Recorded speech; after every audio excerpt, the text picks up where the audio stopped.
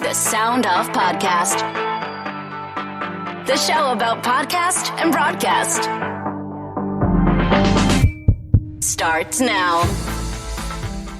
So if I were to roll it right back to the beginning, does it go back to 1998 and Mix 99? It does. What a time to be alive. Quite a crazy time to be in radio, especially when you're, fresh out of high school. Did 1 year as an internship there, working with JJ Johnston. That's my program director, diving in head first, if you will. Wayne Webster, working in the music department with him. Legend. I learned a lot very, very early about music programming on DOS, old selector. Things have changed up since then, obviously. Do you know that I installed that selector? Shut up. Really? No, sorry. I did a later version. Still? Yeah, still. Wild. And the people I work within that building overall, another mentor and a good friend of mine, Bruce Barker, who I worked with at Mix, and also working with the Mississauga Ice Dogs with him when he was doing PA. I was doing music. He's great. And names like Rob Christie, Buzz Reynolds, Nat Lozon, the late Matt O'Neill, Donna Saker, Mookie / Schmilson Wilson back in the day. Just so many wonderful people worked with in that building as an intern, and then eventually, and of course, working with Daryl Kornicki as the assistant morning show producer for Rob Christie in the morning, and then the mixed morning crew with Matt O'Neill and everybody. It was just a crazy time to be in that industry and in the building. Yeah, what a time to be alive in that spot. And Mix 99 at the time, too. JJ had that thing going, and he had, I think, the target on a couple radio stations, namely Q107 and CHFI, and just found a way to build some sort of coalition with the music and the personalities so that, people would listen, and they did. Yeah. I remember when we were celebrating getting 1 million listeners. And 1 million listeners in Toronto is absolutely insane. They found a perfect formula to go up against a couple of big juggernauts and really hold their place in the market. So, like I said, great building, great vibe to be in. So it's nice to start with Mix 99 and a great story, but it also starts at home for you because you're a second generation broadcaster. I am. My dad, Colin Rickards, was a BBC and CBC broadcaster.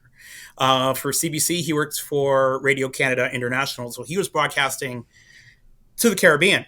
And for him, living in the Caribbean and having that experience, and also as a white man, which for a lot of people were very surprised. It's like, wait, like that guy knows this stuff. It's like, that's my old man. And I followed in his footsteps. He was the news and historical guy, and music was my first love. Sports not far behind. And I'm very lucky that Dad got to see me, when I really got my career established and going. For him to be around, it was very, very special. You also worked at Flow at 93.5. And I'm not even sure I could tell the story. It was so long ago. But just, the acquisition of the license, yep. Getting it and then having a station that was going to play, urban music for Toronto that went through a lot. So tell me what it was like being on that frequency in that building and playing that music.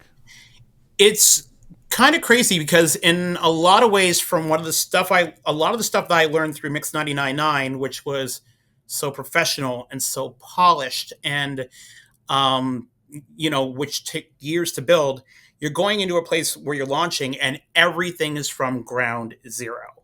So, you're establishing an audience, you're working with talent that's a lot younger.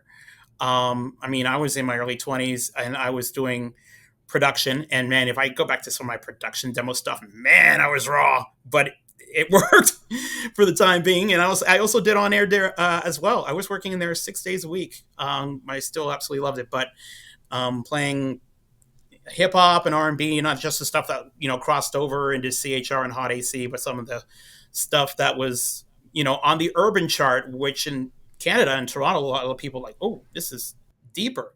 Not if you were listening to the community stations or things like that, because they would play that all the time. But you had, trying to get the right music mix with hip hop and R&B. And remember, urban music in Canada compared to urban music in the US, it's two completely different worlds. If you go urban music in the US, it's hip hop and R&B. Anything else extra, like the reggae, dancehall, or whatever, that goes into the mix shows. In Canada, especially where, Mr. Denham Jolly was trying to get the license, he was trying to get various kinds of urban music represented: hip hop, R&B, reggae, jazz, soca, high life, and just getting that all together to make one flowing radio station, it's not an easy thing to do. But being in there, I was only in there for about just under 2 years, maybe like 18 months. But just being in there, where it was exciting and you watched it grow, and there are some things that we took a lot of pride in, and we made mistakes, but we're young radio station, young cast, young people. It was quite the time being in there. So one of the problems that I have with Canadian radio is the lack of diversity on the dial. And here we are 25 years after this launch, and we are in the exact same spot in terms of numbers of radio stations that are playing urban music. Mm-hmm. I mean, my joke is I think I can count the number of stations on one or two fingers. Yep. How'd this happen? Like, and why? I guess, how did we get so far and put up with it and not make any changes? How did we get here? I've wrestled with that back and forth. I'm looking at different sides of it, saying like, let's just go with the talent that gets played on the radio, like the artists. Like, you have Drake, you have The Weeknd, Cardinal Official, Julie Black. You want to go farther back to the days of Maestro Fresh West and the Dream Warriors and Mishi Me. And these are big established names, especially for, that time. I mean, obviously, Weeknd and Drake are present, where it's like, you've got this amazing pool of Canadian talent. It's like, well, can they give me an R&B record? Can you give me a sing-songy record? Can you give me something that doesn't scare people, if you will? And it's like, okay, but that's, it's one step forward and then two steps back. And it's funny because I was in a time when urban radio was starting to grow in Canada. So obviously we had Flow 93.5 first, and then the others started to come. You had the Beat 94.5 in Vancouver, Hot 89.9 in Ottawa, launched as an urban rhythmic. I went to Calgary and was part of the early days of Vibe 98.5. And I remember Rogers flipped a rock station to go up against Vibe with Kiss 969. Like, there was a solid, urban build. Even 91.5 The Beat was an urban CHR. And then, come like 2004-ish, 2005, those stations seemed to mainstream out. It's so funny because I think even in this day and age, for some people, some businesses, urban music is still taboo. So based on ignorance, whether it's delightful ignorance or like, oh, I don't need to talk to that audience, or we don't need their dollars or whatnot. So it's crazy. And the only urban stations really in Toronto are Flow, which is now on the 98.7 dial, and Vibe 105, which is run out of CHRY and York University, and person who I work with, an urban radio legend, mastermind, is doing his thing with. So it still really makes me shake my head. I don't know how 25 years later we can like count stations on our fingers. The shift to Calgary. Tell me about going to Calgary. You're working at Vibe 98.5. I know and remember the station because it was a standard radio station, and I was up in Edmonton. Yeah. Tell me about the Calgary experience. It all actually started from Gary Slate, where he had reached out through Bob Harris, who was the PD of 598.5, and said, hey, I've got this guy in Toronto worked his tail off with me at Mix. He's at Flow. He's doing some production, doing some on air. I think he'd be a good fit. So Bob Harris was in Toronto. I guess he was doing that conference with Standard. So he came down to Flow, which was across the road from the Eaton Center. And actually remember the Edge in Q107, the course building was right there too. So he and I went to lunch.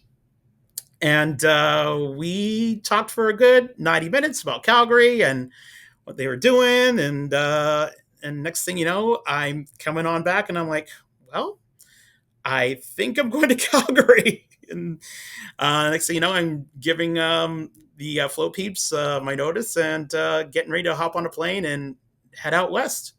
And but Vibe in its heyday when it was hip hop and R&B was so much fun. So much fun. Chad Martin, who's still out there, now he's running shop for the Bell Calgary group out there. So welcoming, great program director, awesome on-air talent. Fuzzy Love, who's still on 98.5 under the Virgin brand. He's a rock star, pretty much just become mayor of Calgary there. But like I said, Mastermind, Drew Atlas, Miss Ange, who's over at CBC doing her thing with the block. Amazing talent. We really made some noise in that market for being out everywhere, being at the clubs, introducing urban music to a lot of people in that Calgary market.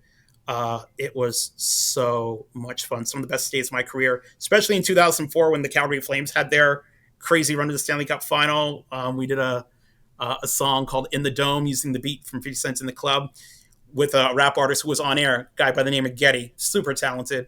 And man, the vibe was so much fun, especially in the early days. But I have a soft spot for Vibe and always have a soft spot for Calgary. So Bob Harris would probably do a really good sell job on you, having programmed in Calgary at CJ92 for, all those years. And yeah, he loved that city. Yeah.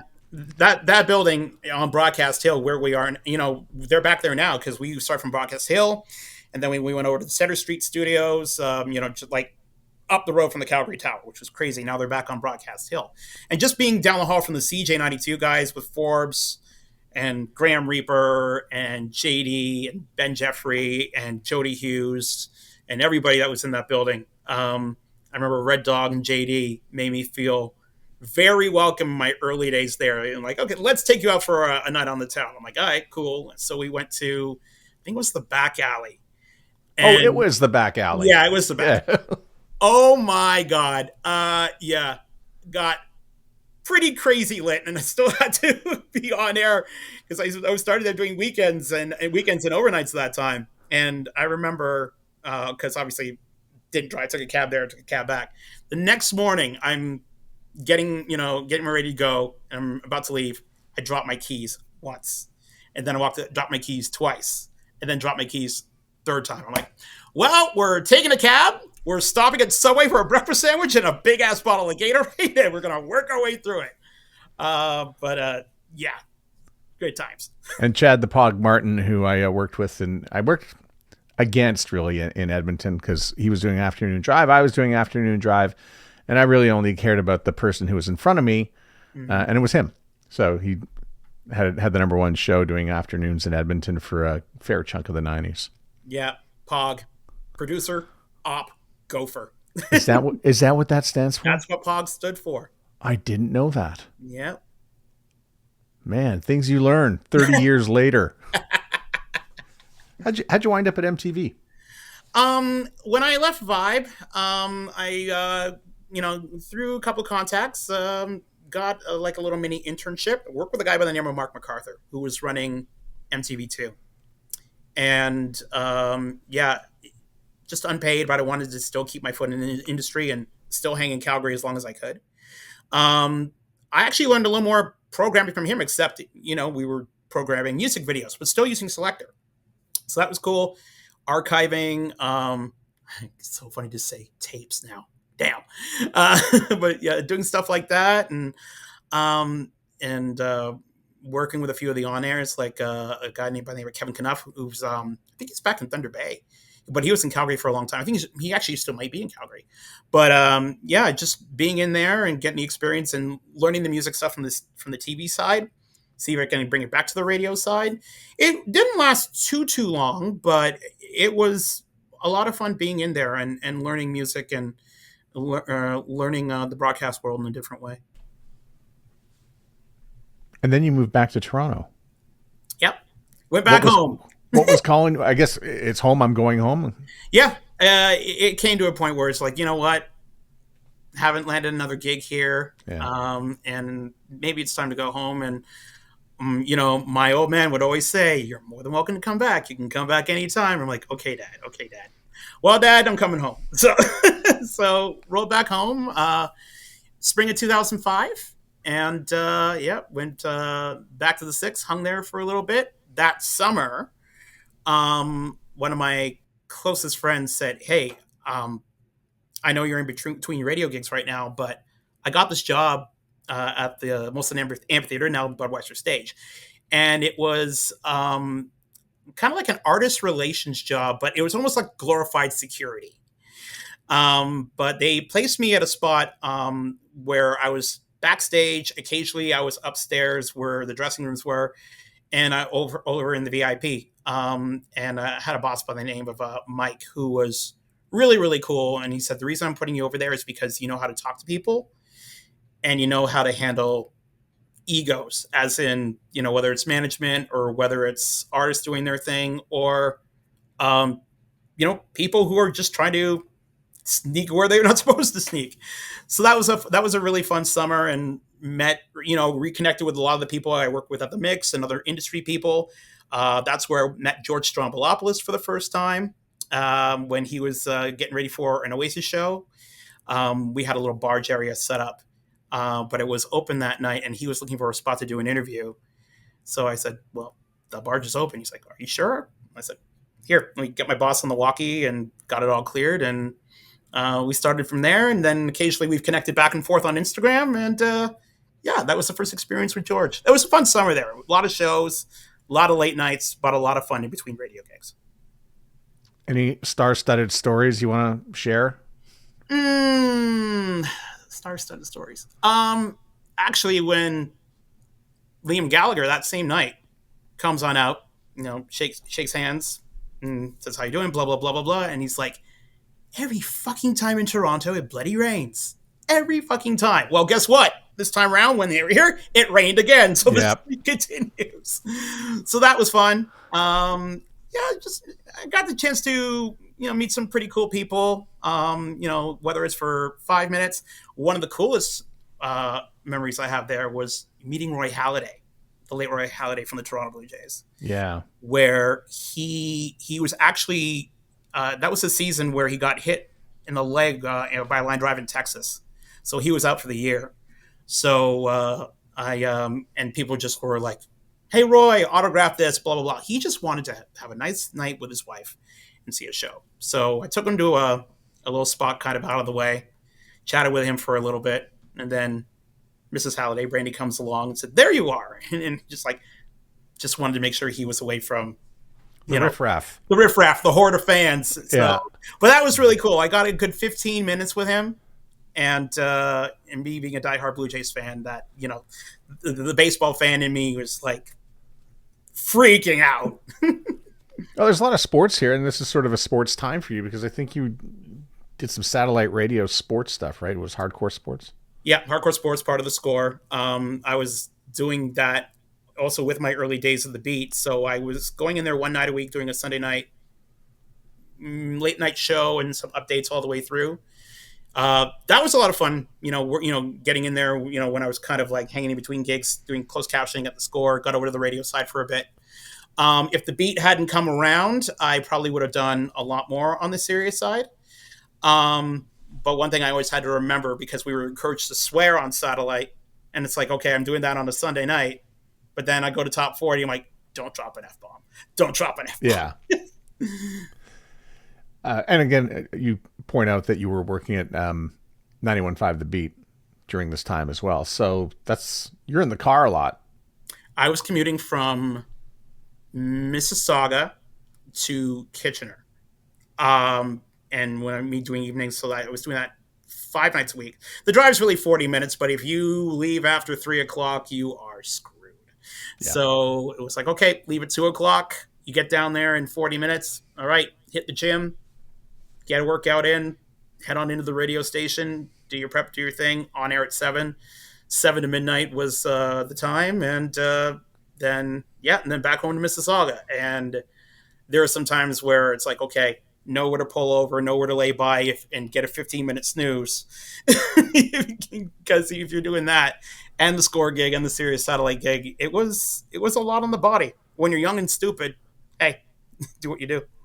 Yeah. So what was that time period like? Because you're doing music at the Beat, and you're doing the show and the times. Tell me about some of the trends that were happening at the time with Top 40. During that 2010 era. So I started as music director at 91.5 The Beat, right after Mocha left to go to Kiss 92.5.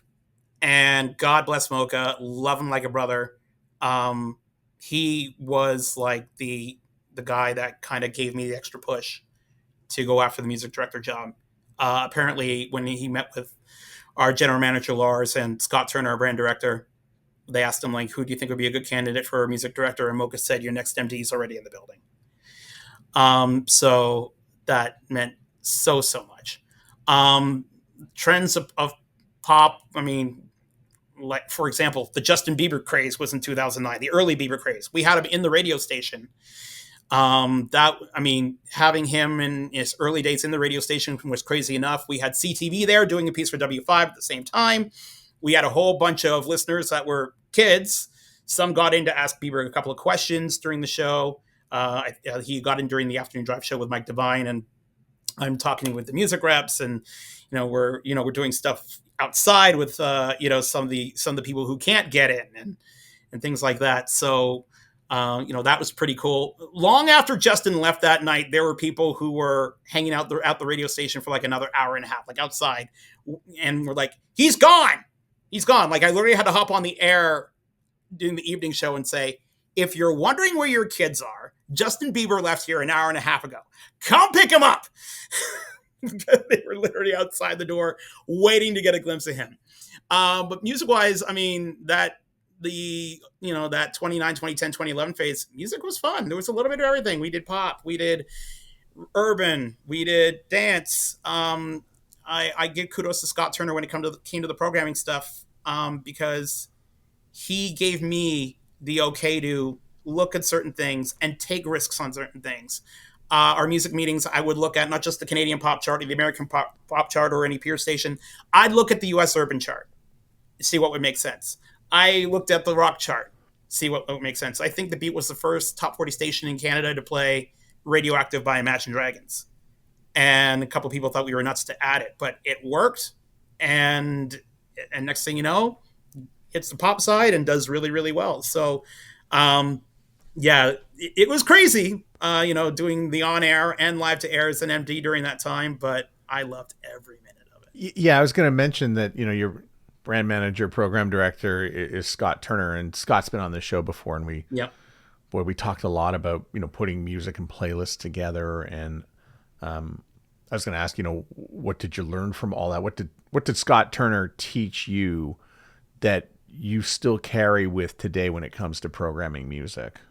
For me, Scott taught me not like, here are your basics, but here's where you can go, and don't be afraid to go certain ways. I mean, one thing was with Scott would take a risk.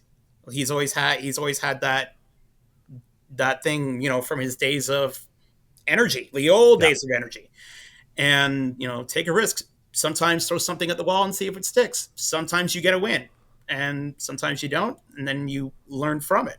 So that's always good. That I always kept with me as a music director and as a programmer. That was one really big thing with him, and the trust factor. It was, of course, trust your gut. There was a lot of that. Of course, trust your gut, but let the boss know and just say, hang on, I'm going to try this out. Do you mind? And be like, yeah, he'll give you a thumbs up, or be like, but whatever.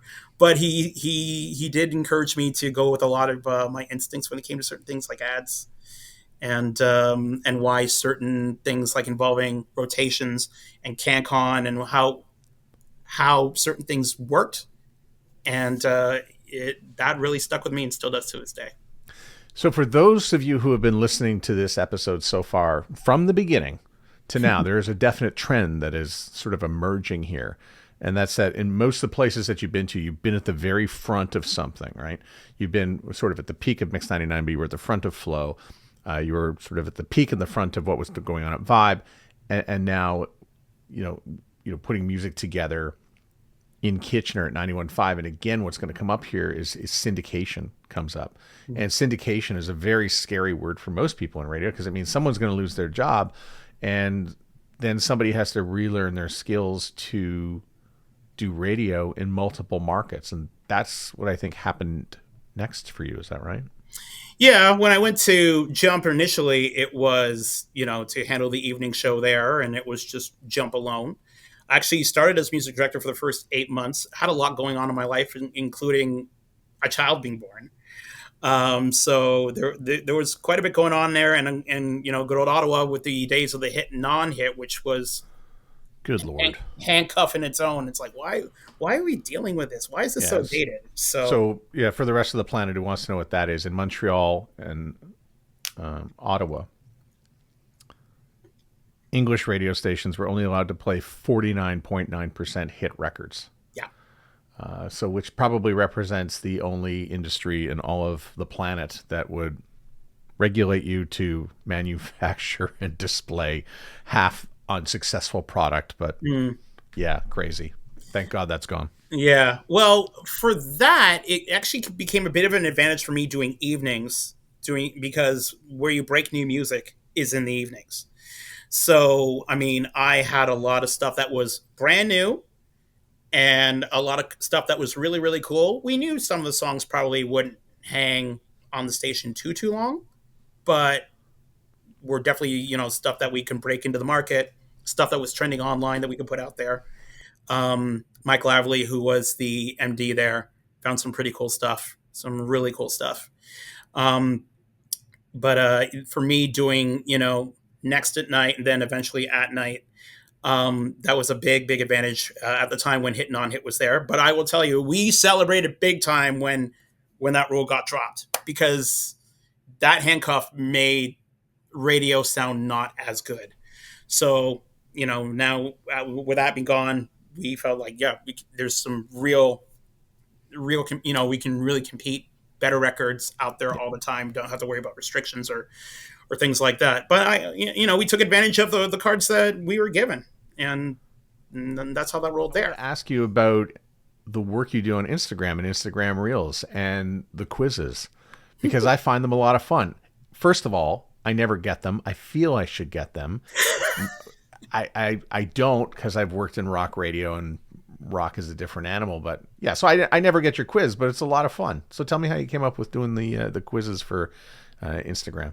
I kind of took advantage of what the nostalgia vibe is right now. And for us on the radio station, we do Throwback Thursday, play some of the classics from back in the day, but also, and I can, kind of go back to days of programming in the 2000s, or going back to my days at Flow, or even going back to my days of the Mix, where, we're looking at Canadian talent and thought, what, I'm sure there's a lot of people that don't know a lot about some of the artists that, either, made their way, opened doors for the Drakes and the Weekends in the world, like the Cardis and the Maestros. And, and I'm just doing urban, I'm doing dance and a little bit of rock and pop. And it all started, kind of on a whim. Let's try it out for a few weeks and see how it goes. And it really, really built on Instagram. My TikTok blew up with it as well. So, I put the new one up just today because it had been a month. So, after, starting here, moving, a whole bunch of stuff, I can, don't have time to do a reel. I can just check a couple messages and that's it. But it's been a lot of fun to do. I've even actually had some of the artists that were featured hit me up, like Kim Esty and Maestro Fresh West, Classified, who were like, yo, thanks for the shout out. Thanks for picking up the song. And it's great. The audience has really responded to it. And don't worry, there are people professional people who are on air and do pop music. And like one today said, I couldn't get the song. I'm like, oh my God, how old are you? Oh my God, you're so young. No, I know why you didn't get it. But yeah, it's a lot of fun to do. What is broadcasting radio in the evening like now? So, and I know that sounds crazy, but what's the audience like? Well, it was crazy enough for me to do it for the better part of 20 years. Yeah. But or then the better question for me to ask is, tell me how the audience has changed. Oh, wow. Digital world, Spotify, Apple Music, when at one point it's like, oh, that, where the attitude in radio was, oh, they have that. It's not a big deal. Well, guess what? It became a big deal. And radio, in a lot of ways, because of their listening habits, had to catch up to that. So, we were looking at how people were streaming their music, where they were getting their music. Audience wise, overall, there were some things that remained the same. I had a lot of night shifters, those that were working either in factories or nurses. I had a lot of people in Ottawa who were in the medical field who were doing night shifts and had the radio on. That was really, really cool. Truck drivers, big time. And at one point I thought, okay, satellite radio or streaming, they're not going to hit me up. I had a bunch of regular truckers, whether I was at beat during evenings or at jump during evenings, that would tune in because they would punch around. If they were doing the 401 route or the 417 route or whatever, they knew certain places where they would go to get what they wanted. And I would get a lot of those people. When I was in Ottawa, we got a lot of people that lived outside of Ottawa, like out in the Ottawa Valley, because Jump was on a repeater on the 99 nightstick. So we get a lot of people from Pembroke who were out, having drinks by the campfire or, just hanging out, doing their thing. It's like, listen to me. Listen to me. Those people out there are some of the biggest hosers Canada has to offer up. Oh, yeah. Okay. Starts at Arnprior. Yep. Okay. Renfrew and cruises all the way down to Pembroke. All of them. Yeah. Yeah. They were great though. They're incredibly loyal. They're incredibly fun. It's funny because I went from, doing evenings where I'm talking to a bunch of kids, who had the radio on, in the background or had their friends, hanging out with them playing video games, and still had a little bit of that as I got older. But then it turned to, oh, here are the Uber drivers. Yeah, driving Uber tonight, driving Lyft. Or like I said, the hospital workers or somebody who's working at Toyota or whatever. So I got to get more of, growing along with those people, those ones who were kids in my younger years. And then all of a sudden, as I grow, they grow along with me. And it's like, you're doing night shifts while you're at work and you still have me on. And I appreciated every single one of them. I think of a vibrant radio market like Edmonton, where there are only 2 radio stations and maybe 1 that even have anybody on in the evening. So for anybody who owns or programs a radio station that does not have anybody in the evening, what are they missing? It's sad because I loved when my early days here in Kitchener and in my days in Ottawa, where it was either just me or maybe me and one other person. And yeah, sure, the workday is done, but it doesn't mean things don't happen at night. I mean, I remember we'll go with the syndication thing at one point where this was the very early days of COVID. So I'm doing the live show on Jump. And I also have the show on 91.5 The Beat at the same time where I'm doing it from Ottawa and also doing the show on Fresh in Cornwall. And I have my Twitter and everything, set up for markets, this, that, and the other. And I just see Guelph goes into a state of emergency. I'm like, oh boy, here we go. The other places, not yet. Go down the hall, make an announcement. Okay, because of COVID, Guelph goes into a state of emergency. Get it on social media. The day doesn't end. I know there's a lot more competition now because people will go home and they'll watch Netflix or, they handle things for family and this, that, and the other. The day doesn't end just because your regular routine may end come 5 o'clock in the afternoon, 6 o'clock in the evening, whatever. In a perfect world, there's somebody live on the radio at the very least going up until 10, 11 o'clock at night. I mean, and I was very fortunate to have that role for 20 years with this job. How do you manage 9 pop stations in one shift? Like, that's a lot. Like, you're working, you're doing your show, and there are 9 stations. How does that go? Explain it to me like I'm 5. So, how can I put it this way? Think of it as one big city. However, you can't talk specifically about that one little neighborhood. It's not easy. For me, I made sure that my local content was Ontario-based content. So, for example, the parts of the 401 in the province going from 100K an hour to 110. It's like, here's a list of where it's going to change. Oh, it's going to happen outside of Ottawa. Oh, it's going to happen between Kitchener and London, like things like that. That kind of content, Ontario-based, where you still get your local. I made sure I had that as much as I could. And when it came to the artist interviews, I mean, what was great was the playlist for, those stations. They all melded, especially in the evening if you have a newer artist too, where that artist might not have been on that hot AC station in the middle of the day, but come after 7 o'clock, you hear them with me. So, I mean, that was a big plus. So in other ways, you were breaking new music on an Ontario-wide show. But yeah, I just always had to remember when, doing my prep, it's like, oh, this is big. Oh, this only affects London and Kitchener. No one in Ottawa or Peterborough or Barrie is going to care. So certain things are just kind of like, got to put this to the side. Or it's like, hey, if you're making your way to cottage country because you're in London or in Toronto and so, if you're on your way to Barrie or Muskoka, blah, blah, blah, blah, blah. You have to incorporate everybody into that thought. And some nights it was easy and some nights not at all.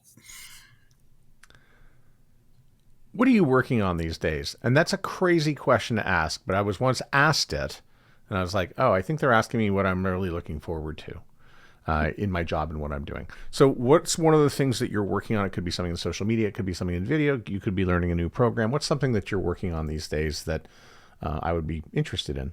Well, for me, adjusting to daytime hours is reconnecting with the Beat audience in Southwestern Ontario. So I'm very fortunate I get to do that daily. And I'm very fortunate that I still get to use my skill set with programming on the Beat side and also still with Jump in Ottawa and a few other stations when needed. Outside of the radio walls, I'm part of a podcast called NSFR, New Sketches for Radio, which is created by somebody I worked with at Boom 99.7 in Ottawa, Tom Schock, who is a crazy hilarious writer. He's worked on some scripts for some TV shows and things like that. And he wanted to do a podcast involving the twisted life of radio. So we have him and a few other radio people who are currently in and outside the business doing characters and things like that, myself included. So that's been a lot of fun to do, and doing some characters where you can go a little over the line where you couldn't necessarily do on terrestrial radio, but it gets the point across. So I love this idea. Yeah. I love it because comedians, and I think they still do this, I think they really use podcasts for trying out new material and seeing what works and what doesn't work. And, they'll record for 4 hours and just talk. They'll take the best material and then they'll work it into something that's on stage. So I love that you're doing that. That's a very innovative approach to honing your craft. And it's a form of writing, really. Yeah, it really is. It's like one character I'm trying to work on is a guy who goes on about a 4-minute rant about, what his kids did at the house the night before and make it sound like, why did I do this? Why is my house a mess? Why am I always broke? But I love my kids. So working on that for the pod as well. Yeah, it gives me an avenue to be creative in a different way, as opposed to just doing the regular everyday show stuff, where I still get to be creative and have some fun on the air. But it's doing it in a different world, and I really enjoy it. I think a lot of people don't understand that actually about radio, is that the creative moments are not on the radio. Those are performing moments. Yeah. Right. And so especially I was not very good I for one did not do well at the transition from, performing in the afternoon to performing in the morning. I just found that to be a big stretch. And then having to reestablish when the creative time was and the creative time later in the day, that's a big switch, right? So I could not make that. And still to this day, I do all my creative stuff in the morning and the performative stuff in the afternoon. And so that's big on you to have to make all those big switches. But I just love that podcast technique of the sketching in a podcast. Yeah, it's a lot of fun to do. And sometimes Tom will hit me up and be like, hey, I got this little bit of crazy idea out of left field. Can you throw this in and see what it sounds like? I'm like, hell yeah, give me 20 minutes. So it's funny because, I mean, there was a point where, we were encouraged for quite a while. Like, if you're on air, think about a podcast, do a podcast, try a podcast. And there are podcasts, thousands upon thousands and thousands of them now. So I never really fully got into it because if we're doing programming and things like that and life outside the radio station, I had no time. And I would need something that would be very, very niche and, you got to be very, very narrow in this lane for it to really, really be successful. So having fun, doing radio that's not radio for a podcast, it's fairly new and we're trying to grow it. And it's been a lot of fun doing something a little bit different, but yet still kind of familiar. How far are the Jays going to go? Oh, it all depends on that damn bullpen. Gosh, I'm trying to think between who they have left over: Boston, Kansas City, Tampa Bay, Baltimore. They can win the division, get the 1 or 2 seed. Please avoid the wild card round, or else you'll be like, okay, we're out in 2 again. Get to the division series. If everything goes right, I think they can win the whole thing. If everything goes right, I think they can win the whole damn thing. Again, bullpen. Looking at you. Damian, thanks so much for doing this and being on the Sound Off podcast. I appreciate it. Matt, it's an honor. Thank you for doing what you do. It's a podcast I have a chance to tune in when I'm doing my drives, and it was an honor to be on with you. I appreciate it, man. And by the way, what a crazy Bills game you were at on opening night. My God! I know. I picked the right game, huh? Yes, you did. That was insane. I have to keep my voice, so I can't yell. Oh. Like, I can't yell, right? Because so my wife's looking at me and said, "Why aren't you yelling and screaming?" I said, "I got to keep my voice." So I just had to watch the whole thing unfold in disbelief. I'm glad you weren't one of the 20,000 people who left and tried to get back in. Oh, there were people leaving. So some woman was yelling at me on the way out the door, and she's like, "This is horrible. I'm going home to bed." I said, "I can't believe the defense is so terrible." I go, "We're only down by 2 scores. I've seen stuff happen. Just relax, 11 minutes to go in the fourth quarter. Unbelievable. Fair weather fans, we call them." They don't cross the street to the new stadium. You can leave them there at the Ralph. The Sound Off podcast is written and hosted by Matt Kundle. Produced by Evan Serminski. Edited by Chloe Emo Lane. Social media by Aiden Glassy. Another great creation from the Sound Off Media Company. There's always more at soundoffpodcast.com.